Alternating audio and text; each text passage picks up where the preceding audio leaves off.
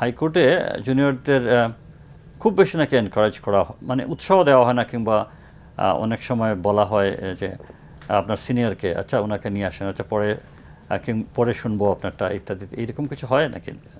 না, এটা আপনার যেটা বিষয় থাকে যে একেবারেই নতুন আইনজীবী যারা, তারা আপনার হাইকোর্টে গিয়ে মামলা ইন্ডিপেন্ডেন্টলি শুনানি করবে, সেইটা আপনার প্রথমে তাদের জন্য একটু চ্যালেঞ্জিং হয়। বাংলাদেশের নারী এবং শিশু জি সুরক্ষার জন্য আইনটা কতটুকু আসলে কার্যকরী আছে এখন?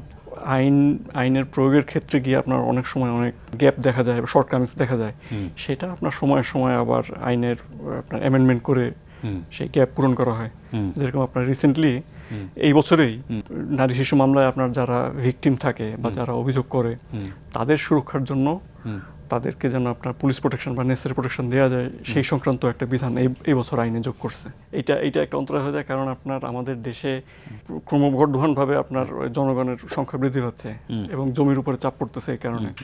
কাজেই আপনার যখনই জায়গা জমির বিষয় আসবে, তখন যার সেটা আপনার রেকর্ড কারেকশন করে নেয়া, ধরেন বাবার থেকে সন্তানরা পাবে, তখন সন্তানরা ভাগ বটোয়ারা করে একটা চুক্তি করে নিবে, এবং চুক্তিতে সবকিছু স্পেসিফিক থাকবে, নির্দিষ্ট করা থাকবে যে এইটা এই জায়গাটা আমার, এই জায়গাটা তোমার, এবং তার পরবর্তীতে সেভাবে আবার রেকর্ডও কারেকশন করা, এটা খুব প্রয়োজন। আসসালামু আলাইকুম প্রিয় দর্শক, আমি ব্যারিস্টার আনোয়ার হোসেন আমন্ত্রণ জানাচ্ছি বাংলা ভিশনের নিয়মিত অনুষ্ঠান ব্যারিস্টার সিনে। এই অনুষ্ঠানে আমরা মেইনলি আইন এবং আদালত বিষয়ে কথা বলে থাকি। আজকে আমাদের সাথে কথা বলার জন্য আমন্ত্রিত হয়ে আসছেন বাংলাদেশ সুপ্রিম কোর্টের প্র্যাকটিশনার ব্যারিস্টার হাসিবুল হক। ব্যারিস্টার হাসিবুল হক, আপনাকে অসংখ্য ধন্যবাদ অনুষ্ঠানে আসার জন্য এবং স্বাগত। আপনার সম্পর্কে আমরা একটু পিছন থেকে জানতে চাই। স্কুল, কলেজ, ইউনিভার্সিটি কোথায় কোথায় পড়াশোনা করেছেন, তারপরে ব্যারিস্টার হয়েছেন? আমি স্কুল ও লেভেলস দিয়েছি আপনার খুলনা থেকে, আমি ও লেভেলস দিয়েছি 2005 সালে। আচ্ছা। তারপরে ঢাকায় এসে নিউক্যাসল ল একাডেমিতে এ লেভেলস পড়েছি। আচ্ছা। তারপরে এলএলবি অনার্স করেছি ইউনিভার্সিটি অফ লন্ডনের, এক্সটার্নালি ঢাকায় বসে নিউক্যাসল ল একাডেমি থেকে। আচ্ছা। তারপরে 2011 সালে বারেট ল কমপ্লিট করেছি। তো কলকাতা আবার কোথা থেকে হয়েছিল? লিঙ্কন সিন থেকে। লিঙ্কন সিন থেকে। সবাই ইন্ডিয়ান সাবকন্টিনেন্টে সবাই লিঙ্কন সিন থেকে করে, কোনো স্পেসিফিক কারণ জানা আছে আপনার? এটা আমার মনে হয় আপনার আগের যে ট্রেডিশন চলে আসছে সবাই ওইটাই ফলো করে। যেমন পাকিস্তানে মোহাম্মদ আলী জিন্নাহ, এরা সবাই লিঙ্কন সিন থেকে করেছেন, এই জন্য সবাই দেখতে পায়, তাই না? ওই আমরা যখন ইনের মেম্বারশিপের জন্য যখন আবেদন করতে হয়, তখন মানে আমরা ওই রেফারেন্সও দিয়েছি যে আমাদের সাবকন্টিনেন্টের আপনি যে নাম বললেন, আরো অনেক যারা মহিষী ব্যক্তি ছিলেন, ব্যারিস্টার ছিলেন, তারাও ওই একই ইন থেকে করেছেন। আমরাও মানে we just follow in the footsteps, এরকম একটা অবস্থা। সেই জন্য সবাই এক জায়গায় যেতে চায়। আরেকটা সুবিধা আছে, লিঙ্কন সিনে কিন্তু হালাল ফুডও সার্ভ করে, অনেকে হালাল ফুড খেতে চায়, সেটা একটা বিষয়। আপনার ফ্যামিলিতে কি আইনজীবী কেউ আছেন নাকি আপনি ফার্স্ট? না, আইনজীবী আছেন, অনেকে আইনজীবী আছেন। আমার মামা, খালা, খালু, আমার কাজিন, আমার ফাদার ইন ল, সবাই। আপনার শ্বশুর বাড়ির সম্পর্কে আমি জানি। আমার রিসেন্টলি ব্রাদার ইন ল হাইকোর্টের লয়ার হয়েছে। আপনার শ্বশুর হচ্ছেন ব্যারিস্টার বদরুদ্দোজা বাদল, যিনি সুপ্রিম কোর্ট বার অ্যাসোসিয়েশনের 2 বারের সম্পাদক ছিলেন। এখন জাতীয়তাবাদী আইনজীবী ফোরামের সুপ্রিম কোর্ট শাখার প্রেসিডেন্টও তিনি। কনভেনার। হ্যাঁ, কনভেনার। হ্যাঁ। আপনার শ্যালক সম্ভবত জাওয়াদ, কাজী জাওয়াদ বদরুদ্দোজা। জাওয়াদ, হ্যাঁ, সেও তো ব্যারিস্টার। সেও আপনার এই গত মাসেই আপনার হাইকোর্টের লয়ার হিসেবে এনরোলড হয়েছে। আপনার ওয়াইফও তো আইনজীবী নাকি? আমার ওয়াইফ সে এলএলবি এবং এলএলএম করেছে, পরবর্তীতে সে এখন মানে সে ব্যবসায় শুরু করেছে এবং ব্যবসা সেটা অনেক প্রসার করছে, মানে ওটাতেই সে ওটাই কন্টিনিউ করছে। আইন প্র্যাকটিস করতে চান? হ্যাঁ, আইন প্র্যাকটিসে সে নাই। আপনাকে এখন আইন সম্পর্কে একটু কথা বলতে চাই। জি। বাংলাদেশের নারী এবং শিশু সুরক্ষার জন্য আইনটা কতটুকু আসলে কার্যকরী আছে এখন? আইনের প্রয়োগের ক্ষেত্রে গিয়ে আপনার অনেক সময় অনেক গ্যাপ দেখা যায়, শর্টকামিংস দেখা যায়, সেটা আপনার সময় সময় আবার আইনের আপনার অ্যামেন্ডমেন্ট করে সেই গ্যাপ পূরণ করা হয়। যেরকম আপনার রিসেন্টলি এই বছরেই নারী শিশু মামলায় আপনার যারা ভিকটিম থাকে বা যারা অভিযোগ করে, তাদের সুরক্ষার জন্য তাদেরকে যেন আপনার পুলিশ প্রোটেকশন বা নেসেসারি প্রোটেকশন দেওয়া যায়, সেই সংক্রান্ত একটা বিধান এই বছর আইনে যোগ করছে। সেটা আইনটা কি? এই নারী শিশু আইনেই, নারী শিশু নির্যাতন দমন আইনেই আপনার একটা অ্যামেন্ডমেন্ট করেছে এই বছর। আচ্ছা। এই অ্যামেন্ডমেন্টের মাধ্যমে আপনার যিনি অভিযোগ করবেন এবং যিনি ভিকটিম, তারা যেন পুলিশ প্রোটেকশনের ব্যবস্থা তারা পান আবেদন করলে, সেরকম একটা বিধান আইনে যোগ করা হয়েছে। আচ্ছা, এটা তো একটা মাইলস্টোনের মতনই। জি, কারণ আপনার এই আইন প্রয়োগ করতে গেলে যারা অভিযোগ অভিযোগ থেকে শুরু করে আপনার মামলার রায় পর্যন্ত হুম। এই পুরো প্রক্রিয়াটার মধ্যে একটা অন্তরায় হচ্ছে কি আপনার ভিকটিম এবং অভিযোগকারী তাদের নিরাপত্তার একটা একটা বিষয় থেকে যায়। একটা বিষয় থেকে যায়, জি, হুম। একটা বড় বিষয় থেকে যায়। তো এখন সেই গ্যাপটা আপনার এই অ্যামেন্ডমেন্টের মাধ্যমে এটা, করা হয়েছে। হ্যাঁ, এটা একটা প্লাগ করা অনেকটাই কার্যকরী হবে আর কি আশা করছি আমরা। আশা করা, জি, ইনশাআল্লাহ। আচ্ছা, একটা জিনিস বলেন যে পারিবারিক বিরোধ, জি, বিবাহ বিচ্ছেদ এবং উত্তরাধিকার সংক্রান্ত মামলায় জি। মানুষ সবচেয়ে বেশি কি কি ভুল করে এইসব মামলায়? অন্যতম ভুল হচ্ছে গিয়ে আপনার সম্পত্তি যখন বাবার থেকে ছেলেরা পায়, এক জেনারেশন থেকে আরেক জেনারেশন পায়, তখন আপনার অনেকে এটা ইনফরমালি আপনার জিনিসটা হ্যান্ড ওভার করে নেয়। হ্যান্ড ওভার হয় না আসলে, মানে ইনফরমালি আপনার ট্রান্সফার হয়ে যায়, মুখে মুখে সব মুখে কথা বলে নেয় আর কি। হ্যাঁ, হ্যাঁ, যে আমার যে এইটা তোমার, ওইটা আমার। হ্যাঁ, এটা আমার, এটা আমার। এটা একটা অন্তরায় হয়ে যায়, কারণ আপনার আমাদের দেশে ক্রমবর্ধমানভাবে আপনার জনগণের সংখ্যা বৃদ্ধি হচ্ছে এবং জমির উপরে চাপ পড়তেছে এই কারণে। কাজেই আপনার যখনই জায়গা জমির বিষয় আসবে তখন যার সেটা আপনার রেকর্ড কারেকশন করে নেয়া। ধরেন বাবার থেকে সন্তানরা পাবে, তখন সন্তানরা ভাগ বটোয়ারা করে একটা চুক্তি করে নিবে এবং চুক্তিতে সবকিছু স্পেসিফিক থাকবে, নির্দিষ্ট করা থাকবে যে এইটা, এই জায়গাটা আমার, এই জায়গাটা তোমার, এবং তার পরবর্তীতে সেভাবে আবার রেকর্ডও কারেকশন করা। এটা খুব প্রয়োজন করার। রেকর্ড করে না করাই একটা বিশাল সমস্যা, তাই না? হ্যাঁ, রেকর্ড, জি, এটা একটা সমস্যা আপনার শুরু এখান থেকেই হয়।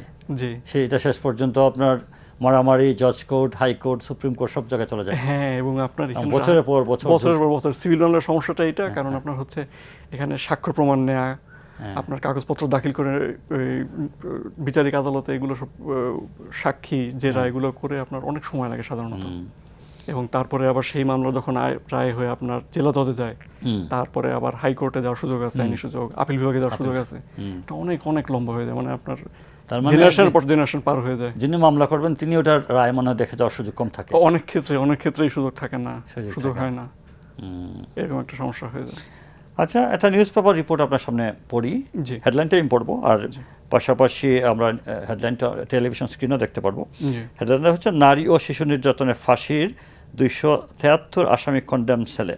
একটা এক্সিবিশন হয়েছিল আর কি গত কয়েকদিন আগে ধানমন্ডিতে।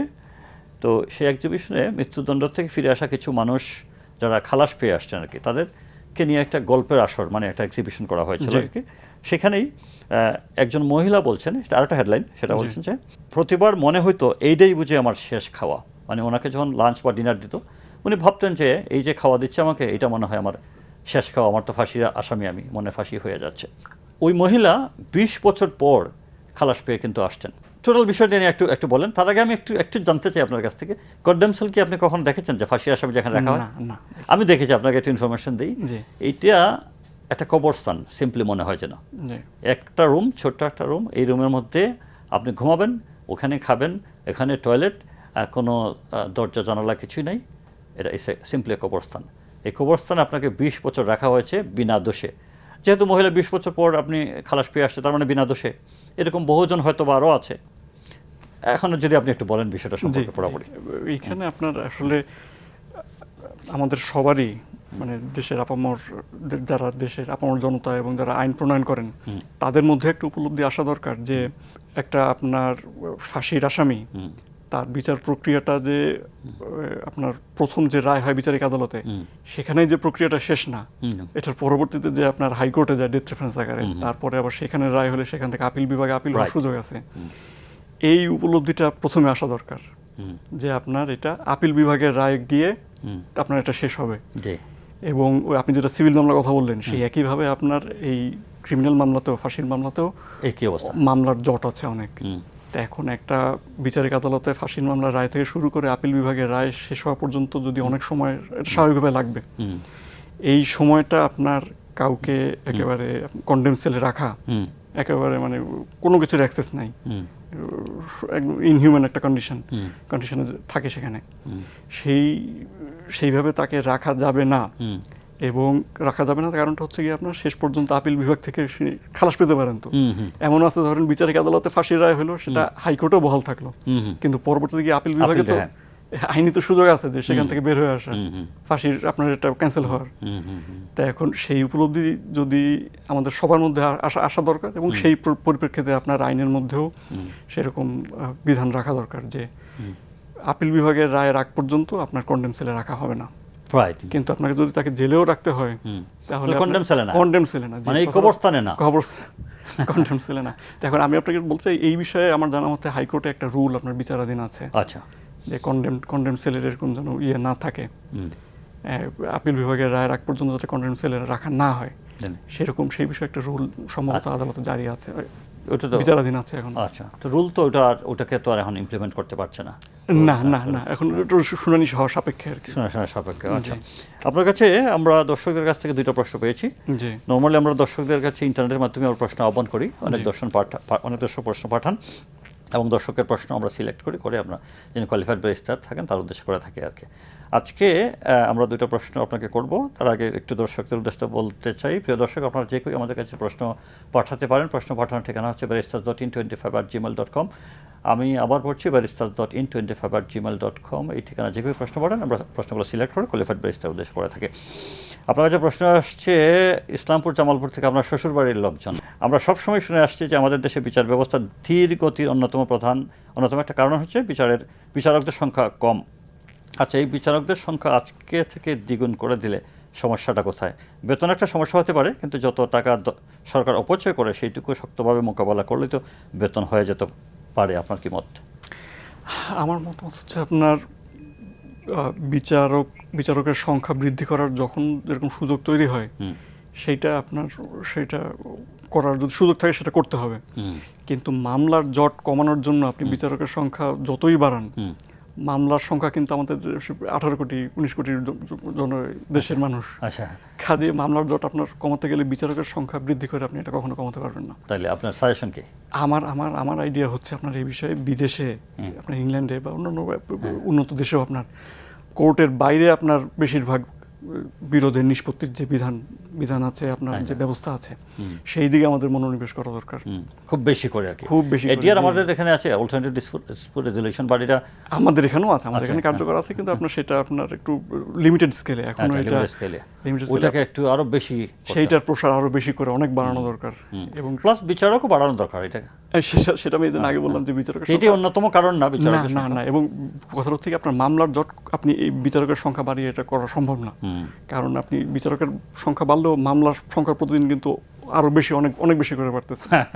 কারণ মামলা ফাইল করতে গেলে আপনার একদিনে মামলা ফাইল করা যায়, কিন্তু সেটা নিষ্পত্তি করতে গেলে তো বিচারকের আপনার দুই পক্ষকে শুনতে হয়, কাগজপত্র পর্যালোচনা করতে হয়, তারপরে রায় দেন, কাজে স্বাভাবিকভাবেই ওটা সময় লাগবে।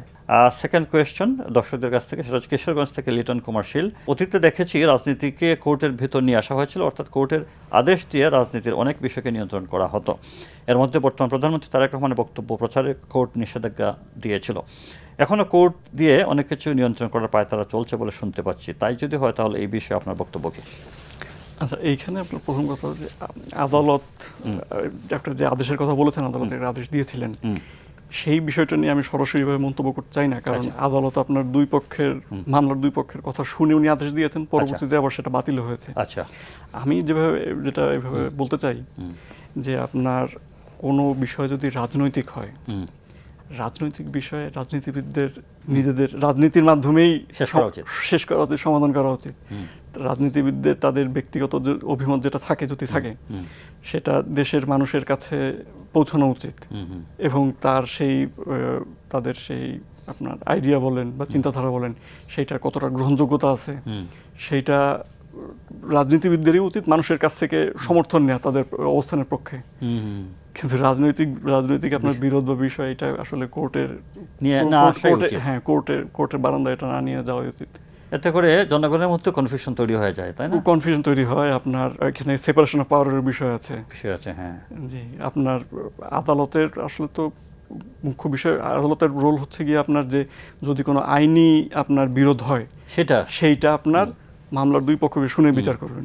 তা এখন আমার রাজনীতি করতে গেলে বা যে কোনো রাজনীতি করতে গেলে আপনার যদি আমার কথা আমি মানুষের কাছে, রাজনীতিবিদদের কাজটাই তো আসলে মানুষের কাছে তাদের কথা পৌঁছানো, তারপরে মানুষের কথাও রাজনীতিবিদদের উপলব্ধি করে সেইটার ভিত্তিতে নিজেদের রাজনৈতিক অবস্থান তৈরি করা।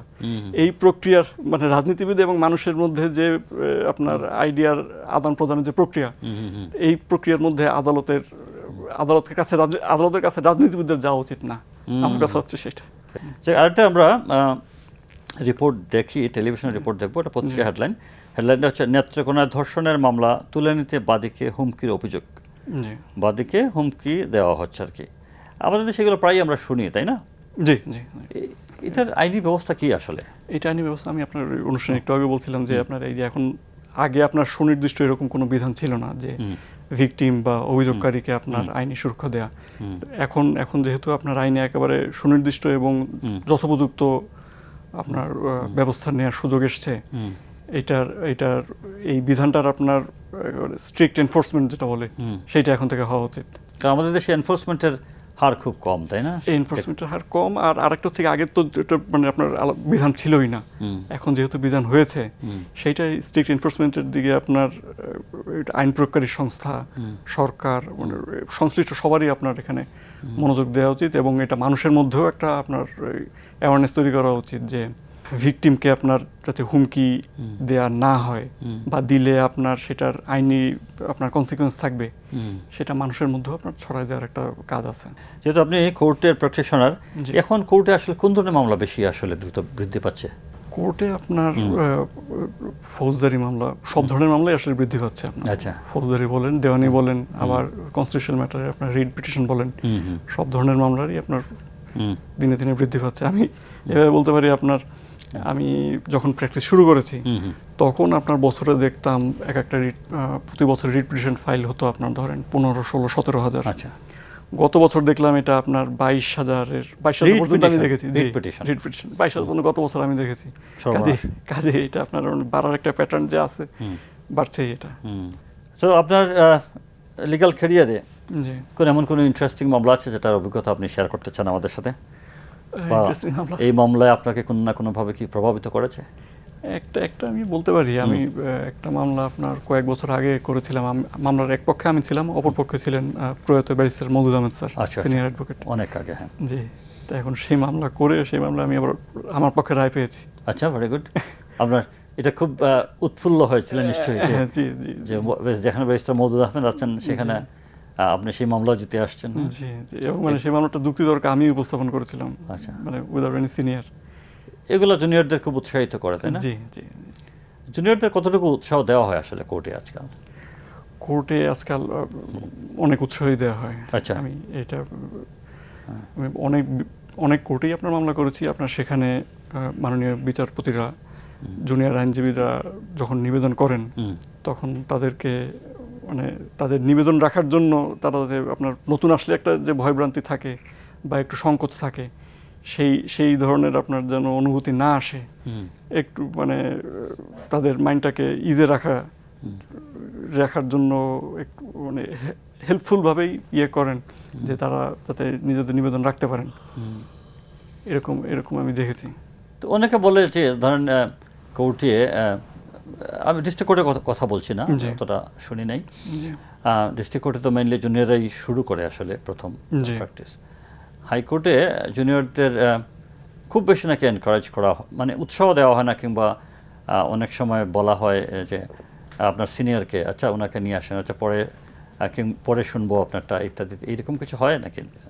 না, এইটা আপনার যেটা বিষয় থাকে যে একেবারেই নতুন আইনজীবী যারা, তারা আপনার হাইকোর্টে গিয়ে মামলা ইন্ডিপেন্ডেন্টলি শুনানি করবে, সেইটা আপনার প্রথমে তাদের জন্য একটু চ্যালেঞ্জিং হয়। আচ্ছা, তা এখন সিনিয়রের কথা আপনি বললেন, সেটা হচ্ছে গিয়ে সিনিয়র আইনজীবী ধরেন মামলা শুনানি করছেন, তার জুনিয়র আপনার সাথে বসে শুনানিটা আপনার দেখছেন, খেয়াল করছেন। এভাবে আপনার দেখতে দেখতে আপনার নিজের মধ্যে একটা সময় কনফিডেন্স চলে আসে যে আমিও এখন আমি শুনানির জন্য প্রস্তুত।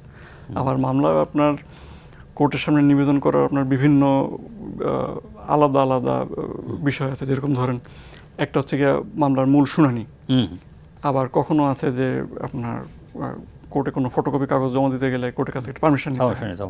তো এখন সেই পারমিশনটা নেওয়া, এটা ধরেন নতুন কোনো আইনজীবী আসলে ধীরে ধীরে পারমিশনটা দিয়ে আগে শুরু করে, তারপরে আপনার এইভাবে সময় যেতে যেতে তারপরে প্লাস সিনিয়রের সাথে মামলা দেখতে দেখতে একটা সময় তার মধ্যেও আত্মবিশ্বাস চলে আসে যে আমি এখন অল্প অল্প করে ধীরে ধীরে একটু একটু করে। আচ্ছা, ফটোকপি দিয়ে তো আমরা যদি ফাইলিং করে ফেলি, তারপরে যখন হিয়ারিংয়ে যাব তখন তো অরিজিনাল দেখার সুযোগ কোর্টের আছেই।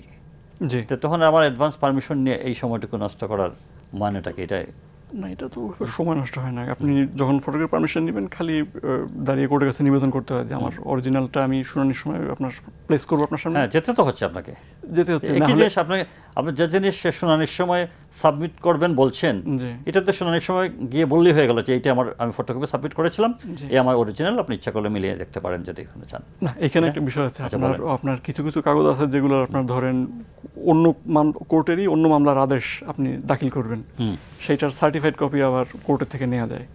তো এখন সেই সার্টিফাইড কপি, যেই জিনিসটা সার্টিফাইড কপি নেওয়া যায় সেই বিষয়ে সাধারণত আপনার আদালত ফটোকপি অ্যালাউ করে না, সেটা সার্টিফাইড কপি দাখিল করতে হবে। তো এখন কাজে কোর্টেরও আপনার এই যে বিধানটা আছে যে পারমিশন নিতে হবে, এই পারমিশন নেওয়ার সময় আদালত দেখেন যে এরকম সার্টিফাইড কপি নেওয়ার সুযোগ আছে, এরকম কিছু ফটোকপি দেওয়া হচ্ছে নাকি, সেইটা ওইগুলোর ফটোকপি অ্যালাউ করে না। আচ্ছা, আইন কি সবসময় ন্যায় বিচার নিশ্চিত করতে পারছে? আইনের উদ্দেশ্যই সবসময় ন্যায় বিচার নিশ্চিত করা, এবং মামলার পক্ষদেরও আপনার এখানে দায়িত্ব আছে যে তাদের যে অবস্থান, একজন আপনার বিরোধ মামলা উপস্থাপন করেন কোর্টে, আরেকজন সেইটার বিপক্ষে অবস্থান নেয়। দুই পক্ষেরই অবস্থা যুক্তিতর্ক সেটা যেন আদালতের সামনে আপনার যথাযথভাবে উপস্থাপন করা হয়, যাতে আদালত পুরো বিষয়টা সম্পর্কে ওয়াকিবহাল হয়ে বিবেচনা করে তারপরে একটা রায় দিতে পারেন। এটা আপনার ন্যায় বিচারের কথা যেটা বললেন, সেটা মামলার পক্ষদেরও একটা দায়িত্ব আছে। আচ্ছা, যে তাদের অবস্থান যথোপযুক্তভাবে আদালতের সামনে উপস্থাপন করা। আচ্ছা, আপনি তো ইয়াং ব্যারিস্টার, আরও যারা নতুন ব্যারিস্টার হতে যাচ্ছে জি, তাদের উদ্দেশ্যে আপনার অ্যাডভাইসটা কি হবে? শেষ প্রশ্ন আপনার কাছে। জি জি, অ্যাডভাইস হবে আপনার তারা পড়াশোনা যেটা করার পড়াশোনার অংশ সেটা তো করবেই, এবং পাশাপাশি আপনার যখনই সুযোগ হয়, যেহেতু আপনার আইন পেশাটা সরাসরি মানুষের সাথে সম্পৃক্ত, মানুষের সাথে আপনার ডিলিং করা বলেন, ওঠা বসা বলেন, তাদের সমস্যা শোনা, তাদের সমস্যা কোর্টের সামনে উপস্থাপন করা, এই বিষয়টা আপনার ফিউচারে যেহেতু করতেই হবে, তারা যেন আপনার যখনই সুযোগ পায় কোর্টে যাওয়া, আদালতে যাওয়া, আদালতের আপনার বিচারিক কার্যক্রম দেখা এবং বোঝার চেষ্টা করা যে কোনটা কি, জি জি, কোনটা কেন হচ্ছে। ঠিক আছে, আজকের আমাদের এই সময় ছিল আসলে। জি, প্রিয় দর্শক, এই ছিল আমাদের আজকের আয়োজন। আগামী অনুষ্ঠানে নতুন কোনো অতিথি নিয়ে আপনাদের সামনে হাজির হবো। সেই পর্যন্ত ভালো থাকবেন। আল্লাহ হাফেজ।